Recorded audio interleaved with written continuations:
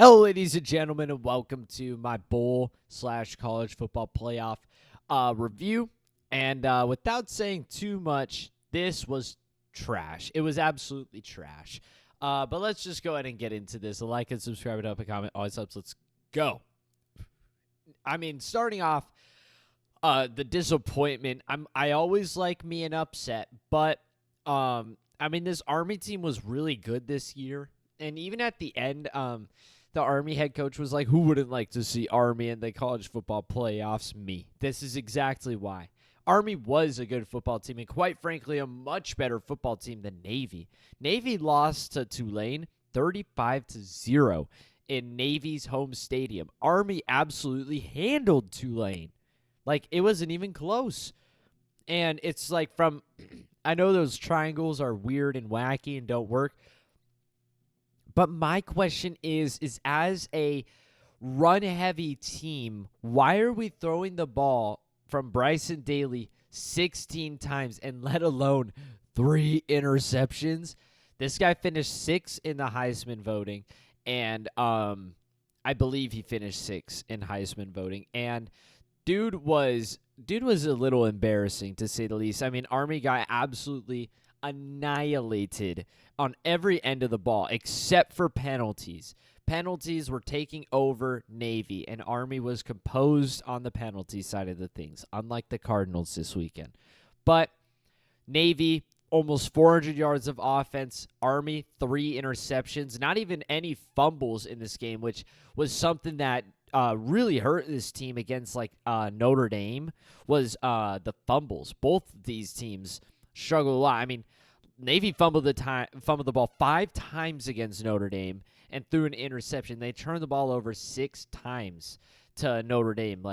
Yeah, you're not going to win a football game when you're doing that. And then I believe Army as well they only had 1 fumble, but still failed 3 of their 4 fourth down conversions. These teams are they're just group of 5 still. We should not look past them as group of 5 teams. They will always be group of 5 teams. But congratulations, Navy. And this was a really interesting bowl. I just wish it was more competitive, because these two teams are having really, really good seasons. Navy's had better, but Army, this is like a top season right now, and ends on a sad note for them. But congratulations to both programs. Memphis versus West Virginia. Looking back, I don't really know why I picked Memphis in this, or I picked West Virginia, because West Virginia is a 6-6 football team in the Big 12. And whether I like to say it or not, the Big 12 is nowhere near the level of the SEC or the Big 10. I do think it is very underrated, but it is not near the level of the top-end competition, and yet West Virginia has just gotten embarrassed left and right this season. And yeah, they're 6-6. I'm not surprised that Memphis won this, and it took quite a bit for them to. It took a little bit of luck at the end there to win this, but I mean, this West Virginia team, to finish off the year, hit the road against Texas Tech and got absolutely embarrassed. This West Virginia team's best win, I mean, their best win is probably UCF. UCF, or, I mean, maybe Kansas. They got killed by Penn State at the start of the year. They lost a shootout and a massive comeback against Pitt. They lost to Iowa State. They got killed by Kansas State. Beat Arizona somehow, just going to throw that out there. Got their crap kicked in by Baylor. They competed, but they got their crap kicked in. And then just to finish it off, got killed by Texas Tech. This West Virginia team was not good at any point in the year, and I should have picked Memphis. There's really no question. But still, even then, Memphis should have lost this game. That's the even better part. West Virginia just had more turnovers. They had 60 more yards of offense. They also had more penalty yards of offense. West Virginia was tacking on 530 yards of offense to Memphis's 400-something. And when you look at it, at the end of the game, really, they should have won this game. But they sealed it on a wild a wild bunch of circumstances at the end of the game. I don't know. It was interesting. West Virginia, they're just a stinky team. So good job, Memphis, for beating them by 5 points, proving that the top of the Group 5 teams can barely compete with the middle of the Power 4 teams. Cal versus UNLV, another example. This is a Cal team that is playing without their starting quarterback, and this Cal team is still 6-6. I picked them to win just because I didn't know that their quarterback was in the transfer portal. And their quarterback, the Mendoza guy or something, he's been with Cal for a bit, and he has been pretty talented. He's a pretty good quarterback, but he didn't play in this. That could be due to injury or just him in the transfer portal looking for a new school, something. But Cal, different quarterback and stuff. This game was 13-14 going into halftime. And UNLV, while their defense shut them down, it's like, I don't know. Like, who wanted to watch this game, really? That's my thing. UNLV even got gifted a touchdown where Cal went 3 plays, -7 yards, and a fumble, and then UNLV just 1 play later, a big breakaway run for a touchdown, and that just put them up. Damn, 21-13, and then Cal decided to punt the ball from their own 21 yards and allow a fat punt return in which UNLV's offense proceeded to go 4 plays, -5 yards, and only kick a field goal. It was just Cal's incompetence offensively because they just weren't getting anything done. And while UNLV's strong suit has definitely been their defense, like Cal definitely could have done more with a capable quarterback, considering they had 350 yards of offense. Cal's had massive kicker issues this year, and that looks like it played into this as well, because you see a missed field goal right there, and I mean, that's a game changer because that makes it an 8-point game, which could allow for a lot different things. But, I mean, let's be real. Like, you're putting in a quarterback, C.J. Harris, a sophomore. Maybe he's got potential, but he did not play good in 4 quarters. He was 13 for 20, 109 yards. Did he run the ball at all? Yeah, 12 carries for 23 yards. It was a struggle for Cal. It was a big struggle. And the problem was it was still a struggle for UNLV too. And that leads me to my conclusion that this is Boise State's best win twice. I know I spoke up and said, hey, I might have been wrong about Boise State, but they have a whole nother thing coming for them against Penn State. They are in for it. They're in for a butt whooping, ladies and gentlemen.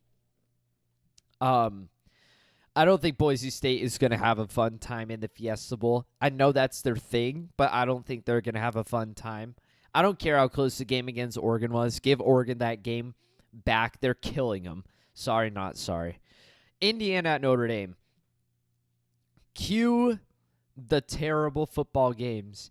Indiana, if you really look at, I'm happy with my prediction first off. If you look at this from from the perspective of the Ohio State game, 15 to 38 was the final score. Subtract 14 points given from special teams touchdowns, and what do you have as the score? 24-15? Oh, yeah, pretty much the same score as this game. Indiana has a pretty competent defense, but their offense is just god-awful, and that was really the situation here. Now, Notre Dame did have to get an early breakaway run and off of a terrible interception. That was where this game was pretty much over, was when you get an interception, you start to move the ball, and then your quarterback just throws a god-awful interception, and then your defense implodes and lets an absolute speedster get the edge and just take off down the sidelines. Jeremiah Love is very fast. Good running back. He absolutely flew. And from there, it was just Notre Dame domination. Indiana was doing a good job of not letting this team into the end zone. They let them into the end zone twice early on, but still, one drive was one play, 98 yards. The other drive was 16 plays, 83 yards. 16 plays, 9 minutes used. And then they were starting to just hold them to field goals. 12 plays, 52 yards. 11 plays, 28 yards. 11 plays, missed field goal. But then the touchdown at the end of the game kind of concluded things. But what's really important about all these drives from Notre Dame is how much time they were using on these drives. Pretty much from the drive after the breakaway touchdown, 9 minutes, 2 minutes, 3 minutes, 1 minute 45, 6 minute 45, 5 minute 36, 5 minute 54. Notre Dame was just destroying Indiana in the time of possession game. Indiana couldn't get the ball. Their offense couldn't get the ball, and when they did get the ball, they didn't do anything with it. And of course, we all know this game was 3-27 at a point before Indiana started to make a sharp comeback. I mean, you look at all the drives Indiana put together, aside from their field goal drive, they were not really doing anything. Aside from maybe 8 plays, 38 yards, and then 6 plays, 25 yards in the first half. The second half, this team was just awful. And their touchdowns were just game over touchdowns. That's all it was. Indiana pretty much just embarrassed themselves on national TV, but quite frankly, it is something special to say that Indiana football was in the college football playoff, and I think it's still good. Everybody's reacting right now to the college football playoff games, and everybody's getting all antsy and stuff, but I think this is it's the first year, and we just need to give it a bit. There's been plenty of examples of the college football playoff absolutely sucking, where teams get dominated left and right. The whole purpose of expanding the 12 teams was to give little teams a shot. And in a lot of years, that's probably not going to work out against these super high talented teams like Ohio State and Oregon with all this money and all this talent and big name brand. When you get a school like Indiana in there, it's going to be very hard for them to, compete under the big lights and stuff and, perform very well. And that goes especially for this team. I was hoping they were next. This SMU team jumping up from the AAC to the ACC. I was pretty close on my Penn State prediction, but the SMU prediction, not so quite. SMU has the capabilities as a football team to put up points, but the problem is this team is just too new and too young. The quarterback for SMU is a sophomore. This team is their first year in Power 4. They have put together something remarkable, and the head coach should get a lot of credit for what he did for SMU. It sucks that they lost their conference championship, except it doesn't because I'm an ASC fan. But it would have been cool if they won the ACC in their first year in it, Like, that's a huge accomplishment because ASU was in the Pac-12. All right, that was Power 5. So moving to the Big 12 and winning, while yes, it is still a huge accomplishment, it was still Power 5 to Power 5, or I guess Power 4. SMU went from Group of 5 to Power 4 and still performed at such a high level. The problem was they were just under the big lights, and this Penn State crowd was just too much. You can't put a team in Penn State Stadium in a college football playoff game. It's just not fair. The first pick six was bad. I'm not going to lie. It was bad. But the second pick six, while it was a bad interception, the pick six part was nothing to the quarterback's fault. He absolutely weaved his way through the defense and made such a good play to go score the points. And then they decided to go for like a 4th and 1 or something. They decided to go for like a 4th and 1 on their side of the field at the Penn State 19, and they didn't get it. And that's where SMU needs to score a touchdown, and that was when he threw his 3rd interception of the game, and that one was just bad. Because I know it was a good play by the defender, but he threw it right into him, and it was just a bad play. It was just a bad play by the quarterback. He's lucky that guy didn't get out of there and go for a touchdown. I think it was the same guy as one of the picks from before as well. But Also, to start the game, where SMU goes down the field and gets ready to score a touchdown or at least points, they go for a 4th and 1, and he could have just ran for it, but he decided to throw it. He threw it inaccurately, and they get a 4th down stop. I mean, seriously, SMU, guys, as I know as crazy as it sounds, SMU was in control to start the game. I mean, Penn State went offensively, they went punt, punt, downs, downs, until they got to touchdown, touchdown. That was just the difference. Was 2 pick sixes later and the momentum completely shifting off of 3 turnovers. Like, that was the difference. I mean, SMU had their opportunities to make my prediction look like it was actually going to happen, but instead they just decided to make as many mistakes as possible, and Penn State just straight up dominated this game the rest of the way. SMU was just beaten down, devastated, and yeah, this game ended up being a pooper. Clemson at Texas. I would say I'm happy with who ASU got, because if we had to play Notre Dame or Penn State or especially Ohio State right now, I'd be sweating it. So I'm happy that this matchup ended up being the way it was. What I was really interested in this matchup was how offensive it was. I know Texas has had like some changes and stuff, but a lot of that has been implementing Arch Manning. I mean, Texas's offense is quote unquote one of the best because they've been playing the bottom half of the SEC against like actual ranked opponents. You know, they put up 15 against Georgia. They put up 17 against A&M, and then they put up 19 with an overtime field goal against Georgia again. It looks to me like up against actual defenses, this team doesn't score points, but after all, it is a 10-4 Clemson team they're going against. And it was a good match, man. Clemson could have won this game, but they blew it on the 1-yard line. They couldn't get there and score the touchdown that they needed to score. And yeah, like when you're going down the field and you get the ball to the Texas 1, you got to score there. Because, I mean, of course you can't see into the future, but later on you're going to get a happy fumble, which could have led to, you know, a game-tying touchdown no matter what you, like, draw up and stuff. But then they just, they failed the 4th down conversion and the game was over. But massive credit to Clemson and Dabo Swinney for, you know, surprising everybody. He went 26 for 43, 336 yards, 3 touchdowns, and an interception. Cade Klubnik doing that to Texas's defense is really impressive, dude.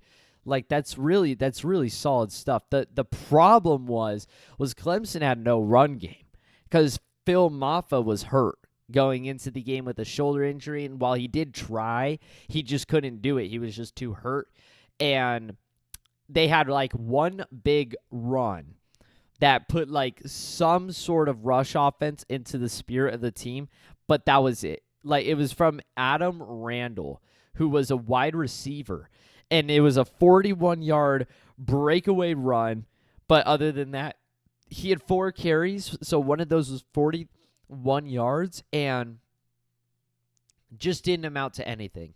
They could not run the ball. They had 76 yards of rush offense. And that was not because Texas's rush defense was just on super time lockdown. It was just because they didn't have a running back.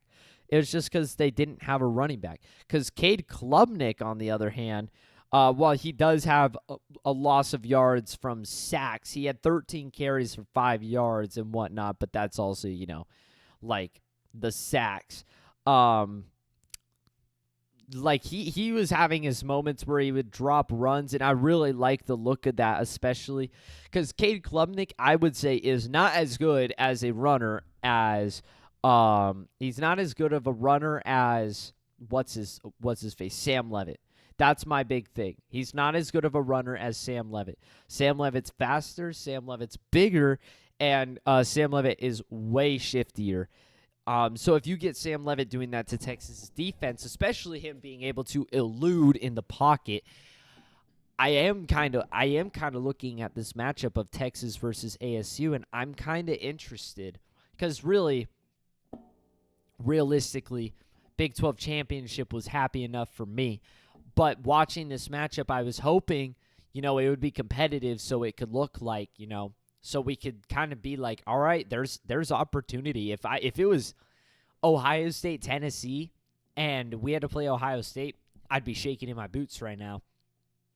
Also, Texas isn't going to have a home field advantage going into this, which was a massive thing. They had that home field. They had that crowd in their favor, the momentum and stuff. I mean, this Texas team got up big. They were up 31-10, but they couldn't close it out, and they kind of needed a breakaway run to put the game away, to be frank, and a goal line stop. Clemson was right on this team, dude, and they could have caused some major problems if they didn't make terrible timed mistakes.